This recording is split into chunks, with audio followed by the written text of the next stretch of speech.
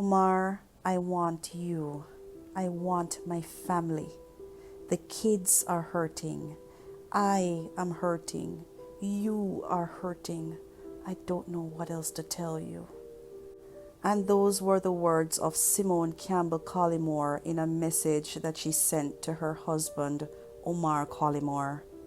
Hello hummingbirds, thank you for joining me for yet another video here on HBN channel. On this channel we talk about some of the stories that make it into the headlines. If you have not yet subscribed to the channel, please subscribe and hit the bell as well so that you'll be notified whenever we post a new video. Also, please check out some of the crime stories that we have previously posted. I will leave the links in the comment section or in the description section rather, so you can have access to them there. Today we're talking about the Simone Campbell Collymore murder case. Many of us would remember in 2018 the shocking news that the 32-year-old along with her taxi driver Winston Walters were sprayed with bullets as she arrived at the gate to enter her apartment complex, and later it was found, or it was alleged, that her husband had orchestrated the contract-style killing. Now, on this day in court, several messages shared between the two were entered into evidence. After reading the Gleaner article, I concluded that both individuals were hurting, but Simone was trying desperately to save her marriage. You can hear the tone of the text messages that she really wanted her family. She wanted her children to live in a happy home, and I feel that that's what came out of the messages. What's frightening to me though is that these messages were shared between she and her husband in October. So that was about roughly a little over 2 months before she was killed. It's frightening to think that the plot to have her eliminated might have been in the planning stage, or maybe it was already set into motion from that time. So imagine, while this woman was desperately trying to save her marriage and to save her family, there might have been a plot underway to end her life. I'm going to read a Gleaner article for you, and you can come to your own conclusion. And the headline reads, Text voice messages reveal murdered Campbell Collymore wanted to fix marriage. And now the details. Slain businesswoman Simone Campbell Collymore had pleaded with her husband Omar Collymore to give their marriage a second chance and to resume living with her and their children 2 months before she was murdered in a contract-style killing reportedly orchestrated by him. WhatsApp messages, including voice notes exchanged between the couple in October 2017 and revealed yesterday during the trial in the Home Circuit Court, the apparently frustrated and dispirited 32-year-old mother and wife was heard telling Collymore that she wanted her husband and wanted her family together, and that she was willing to move past his infidelity even though it hurt her. Omar, I want you. I want my family. The kids are hurting. I am hurting. You are hurting. I don't know what else to tell you, she said in one of the messages. I want my man, but you have to want me as much. Separation is not going to work for me. I am not your girlfriend. I am not your baby mother.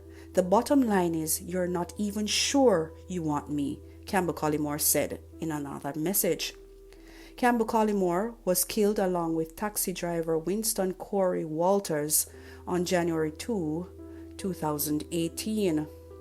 They were killed when men rode up on motorbikes and sprayed them with bullets as they waited to be let inside Campbell Collymore's Forest Ridge apartment complex in Red Hills, St. Andrew. Collymore, a Barbados-born businessman, and his co-defendants Michael Adams, the alleged contract killer, as well as Dwayne Pink and Shaquille Edwards, are being tried for the double murder. The couple, the court previously heard, got married in 2010 and moved to Jamaica from Florida and resided with Campbell Collymore's parents. Collymore, however, moved out of the premises following a massive fight with his wife, at which time he had reportedly threatened that he would ensure that the family would crumble. The fight, which the court heard, involved Collymore destroying his wife's phone and his wife throwing out his things, was sparked by Collymore's alleged affair. At the time when Collymore moved out, the court had previously heard that he went to live with a family member. But during the messages, he was heard telling his wife that he had to be living out of his trunk and that he was not happy with the way things were. I was getting treated like expletive, he told her in one of the messages, as he kept reiterating that their issue did not originate with a woman. Collymore, in his message, emphasized that he was feeling down and unhappy about everything, and that he had issues that he needed to work on before they resumed living together. In one of the messages, he was heard telling her that they both needed to undergo intensive therapy. Simone, however, told him that he was using what he claimed he went through at her parents' house as an excuse, even though what he did to her was worse. Both accused each other of not understanding the damage that was done to each of them. "You ever think why I would come home drunk to fall asleep?" Collymore asked in one of the messages. His wife, however, told him that while she did not see the problem, she was willing to look past everything to work on their marriage. Collymore, in reply, asked, "You think that was a woman?" His wife, however, told him that even though she was willing to look past their problem, he was not. "I am saying this for the last time. I want my husband," she continued. "Whether you like to hear it or not, you didn't just cheat, you were disrespectful. But I told you, I want my marriage. I want my children to have their parents under one roof," Campbell Collymore added in another message. But she later told him that she realized her worth and knew that she was a good mother and wife and was willing to agree to a separation if that is what he wanted. Campbell Collymore also expressed repeatedly that her husband had not done anything to show that he really wanted their marriage. She also emphasized everything that he wanted was only for himself. In one of the voice notes, she was heard saying, "I am done crawling on my knees," and that she just wanted peace and happiness. She was also heard telling him that she was willing to transfer the title of a Jeep in his name as well as the M6, as she wanted to prove to him that she was not controlling and wanted him to know that she was ready to walk away and leave him with everything. Campbell Collymore expressed confidence that she would prevail on her own and urged him to stop the back and forthing and to do whatever makes him happy. She also told him that they were both excellent parents and could share the children. Among the issues highlighted in the messages were that one of their businesses was experiencing financial challenges, and that Collymore was in need of money and wanted his wife's help. The court heard earlier in the trial that the couple and Campbell Collymore's parents and his sister all went for counseling before she moved in with her husband. And that's where the story ends. Hummingbirds, this was certainly a mouthful. In this article, we heard a woman pleading with her husband to save her marriage.